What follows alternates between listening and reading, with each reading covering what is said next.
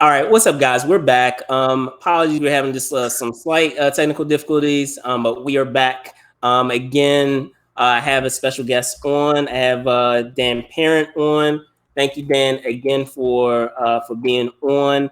I'll start first, just with the question I was asking before.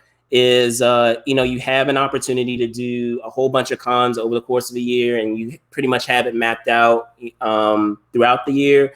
What was it about Tampa Bay that drew you? Obviously, from what I understand, Tampa is your first. This would be your first appearance there. So, what Right. was it about you that gave you the decision to go? Yeah. Well, they reached out to me, and they seemed very nice, very inviting. And then when I talked to other people who had gone to the show, I heard nothing but good things about the show. So that's all I need to hear. When I hear good things about shows, then that's a good sign. All right, terrific. Now, um, with considering the career path that you have now, I know sometimes that's not always the career path that you see for yourself. Hmm. When you're looking forward. So, was a career in comics always a career path that you saw yourself going to? Well, it was one that I always had, fantasized about and wanted to do. As a kid, I just was so obsessed with comic books, and um, but there was, when I did graduate school, I did go to our college to become a English teacher because I just thought that was a little more realistic. But Sure. it just wasn't for me. Like I just at that point, I was like, I'm young. I just got to try this other career path, and if it doesn't work out, I'll do something else. But fortunately, it worked out, and I went to the Joe Kubert School, which was a school that a lot of aspiring artists go to, and a lot of professionals come out of there. And I was just really lucky to have made that decision. All right, great. And in lieu of choosing that as a career path, um, what would you say were your influence? I know Archie has been around forever, so I'm Yep. assuming that was Hmm. one, but Hmm. perhaps there were others. Well, Archie Comics were one of the first comics I got when I was about 5 years old, along with Harvey Comics, which were Richie Rich and Casper and Hot Stuff, that whole group of characters. So I say Archie and Harvey were my biggest inspirations. And then, like a lot of kids, when they get a little older, 8, 9 years old, started getting into the DC and Marvel stuff. But I always kind of gravitated back towards the humor stuff, like the Archie stuff and the Harvey stuff. So I think that's where my kind of where like my inspiration lied. And I also was a big fan of Dan DeCarlo, and he was probably my major influence as far as art goes. So even before I knew who his name was, because they didn't used to give credits in the comic books, I would always like spot his artwork, and was always so inspired by it. Great, awesome. So with that in mind, going back to Archie and the thing that comes to mind like immediately for me is considering how long it's been around and in terms of your career and how long you've been a part of it, just the idea of legacy and how it's been able to stretch and evolve into various other things. So can you speak to that and its longevity and how it's been able to stand the test of time and evolve and modernize and all of that? Yeah, I mean Archie just it stands the test of time. I mean Archie's been around now. Next year will be 80 years. So he's been around basically about as long as Superman and Batman have been around. And there's just something about it. Archie is sort of ingrained in like Americana. Like everybody knows Archie or grew up with Archie. So Archie just is very it's very flexible as far as the different things you can do with Archie comics. Like we've had so many different variations on Archie through the years. We've had Little Archie, we've had like Future Archie, Archie 3000, and we've had Caveman Archie, and then of course in recent years we've had like the more realistic stuff like Afterlife with Archie, and then so there's just so many things you can do, and then then you can branch into even things like Riverdale, which is like Right. a serious take on the characters. But basically, it's about the characters. People relate to those 5 or 6 core Archie characters, and they hold up in any sort of medium you put them in. And that's the main thing. I mean, the Archie, especially the Archie, Betty, and Veronica like love triangle, has always been like the main thrust of Archie Comics. It's been there for decades, and that's what draws people in. That simple formula. Absolutely, and considering that band of characters, that ensemble of characters, uh, would you say in starting with your start with Archie comics, has your love of certain characters um, evolved over the course of your time being there? So perhaps you had someone who was your number one, that you loved that character, but as time goes on, perhaps someone else took that place for you. Well, I mean, I think when I started,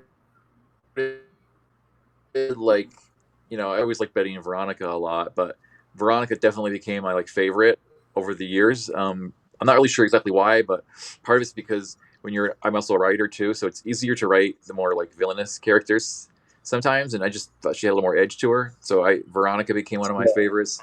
Jughead, of course, seems to always be everybody's favorite. Like everybody who works at Archie has like just a fondness for Jughead, and I think because um, everybody likes Jughead just because he's like the outcast a little bit, and people relate to him. So um, Jughead definitely holds that high regard amongst us creators and fans too. Like fans, yes, fans are always like Jughead always is like their favorite. Awesome. And consider going back to the idea of legacy, at conventions, you know, what is it like to kind of have that? A lot of times when you're dealing with various fandoms, sometimes it's very distinct on what generation caters to that fandom. Mm-hmm. But I feel like with Archie, it probably provides some interesting stories of folks that come to your table, because you have generation upon generation upon generation. So have there been any memorable stories for you, when you have fans that come to the table that, for one generation, perhaps it is the, what they grew up with the comics, perhaps another generation, I know the cartoon that used to come on, that folks enjoy. And then now, even with the modernized series. Yeah, I mean, it's all over the map really because I get people who are like, they grew up on Archie decades ago. People even older than myself who did, and then there's the whole Riverdale crowd, the younger generation who, believe it or not, some of them don't even know Riverdale is based on a comic book. So their parents educate them on that, or they'll be like, they just watch Riverdale and they are fans of it, and then their parents will point out to them like a digest in the supermarket, and they'll be, that's where Riverdale comes from, and they don't know that. So then the kids will go back and they'll read up on the Archie comics, and then they'll see, oh yeah, these are the characters from Riverdale, and so we seem to hook in a lot of kids that way. So it's like the reverse model of where they see the show first and then Retcon fandom. right. So I've seen a lot of that, and then there's some kids who really love the classic stuff for whatever reason, probably because they kind of grew up on the digests in the supermarkets and they are used to the classic stuff. And you get some people who only like the new stuff, you get some people who only like the classic stuff, and you get some people who just like both. Gotcha. So I know a little earlier we were talking about cons in general, and how obviously with everything, all of that has been affected, with everyone, whether it's attendees, whether it's artists like yourself, and planning out your entire year.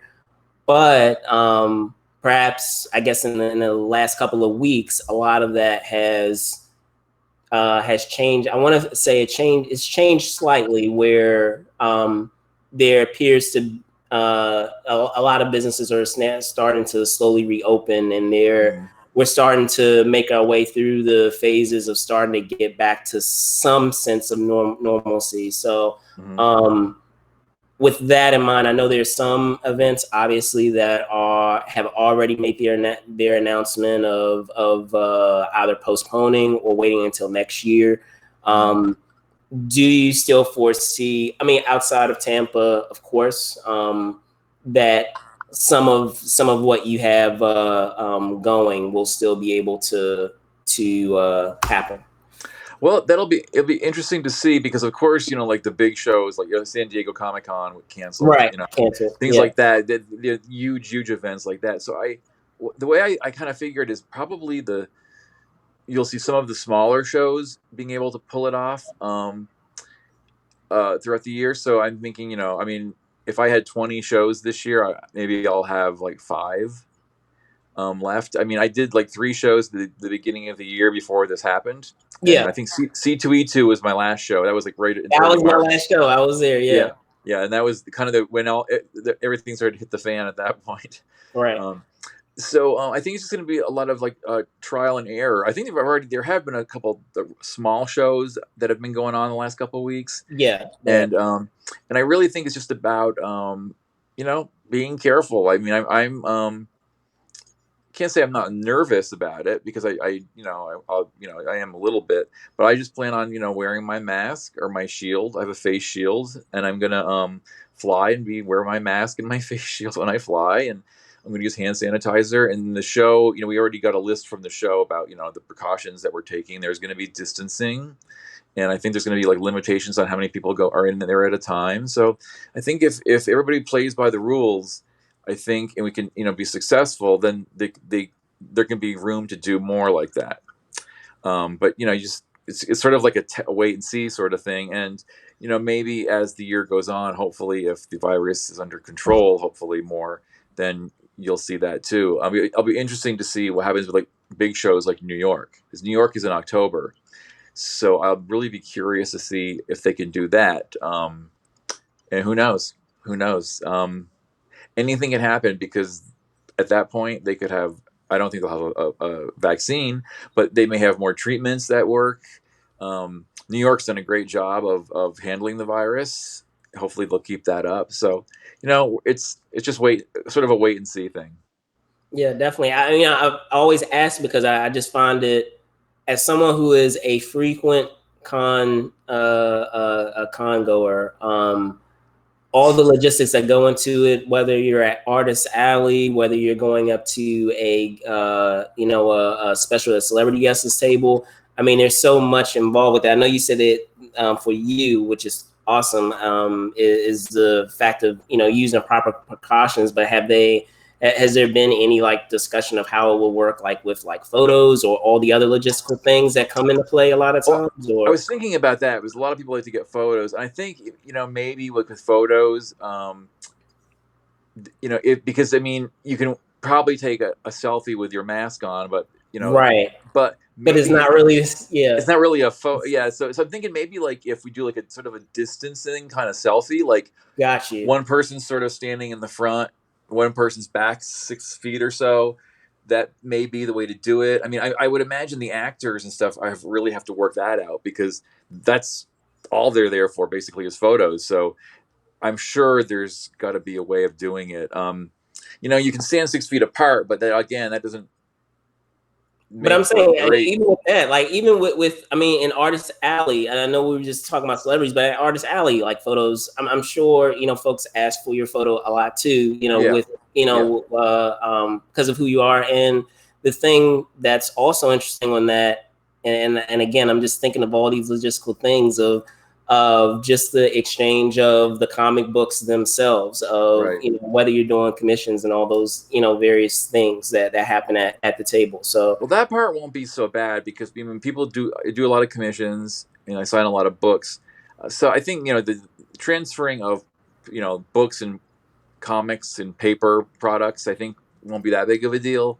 Um, I think the main thing, I see a lot of people that I know, and you know, you go in for a hug or something. So I guess it'll be more of like a thumbs up kind of thing, or an elbow, you know. So we'll, you know, it'll just be like a new territory to yeah. discover for a while, and you know, we'll just feel it through, and you know, it'll be fine. It'll be fine. We'll get used to it. When we look at, we're getting used to it now. I mean, now we're, you know, eating at restaurants outside and get, you know, social distancing in stores and wearing masks, and you know, it's what you do. It's better to have like sort of semi normalcy than to be just locked down in your house completely.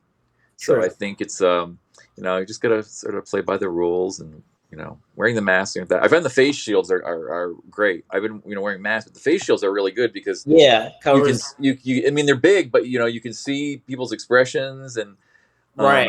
so I would predict those would. I mean, I've seen a few of them around, but I've got mine ready for Tampa because I think that's a good way to sort of communicate with people and be, you know, and it really covers everything. So we'll see. Definitely. Now I know, like with Archie, there have been, you know, some awesome like crossovers. Uh, have there been any discussions about any other ones that you got that's been, you know, on the back burner that you just haven't really gotten to, but you always wanted to do? And if so, you know, what would they be?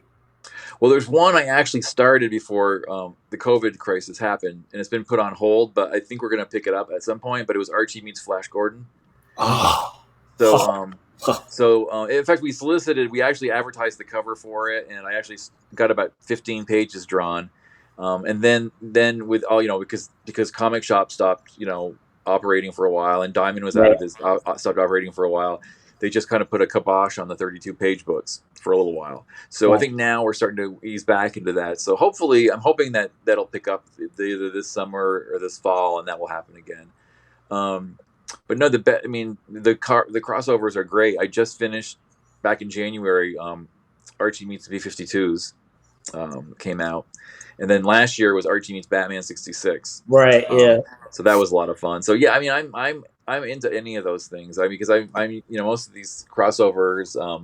I'm fans of most of the projects that we've done. Like Batman 66, I was a huge fan of, and so I'm sure there'll be more down the road. Probably there's some in the works I don't even know about yet. They're Gotcha. probably, you know, discussing them now. So Gotcha. Awesome, man. Well, Dan, thank you so much. I know we were initially we were trying to get everything up and running. I'm glad we were able to get everything up and running. Again, thank you yeah, so much for coming on and hopping on. Can you tell folks where they can find you? yeah, you can find me at my website's danparent.com. Very easy. On Twitter, it's at Parent Daniel. Instagram also is at Parent Daniel, and Facebook, just look, do a search for me on Facebook, and I'll pop up there. And I'm easy to find. I'm all over the place on Google. Just Google me, and you know. So yeah, so it's just always feel free to contact me with questions or you know, any comments. And if people want you know, commissions and things, I take those, and I usually deliver them at conventions. I'm taking commissions for Tampa, and yeah, so I'm easy to find. Cool beans, man. So there you guys have it again. Special guest Dan Parent here at moviesandshakers.com. Again, if you guys look underneath each of ours, I also have your handle, Dan, there where they can find you. Great. Brandon Choi, host and co-creator of Movies and Shakers Unlimited. Thank you guys for watching. See you guys soon. Bye.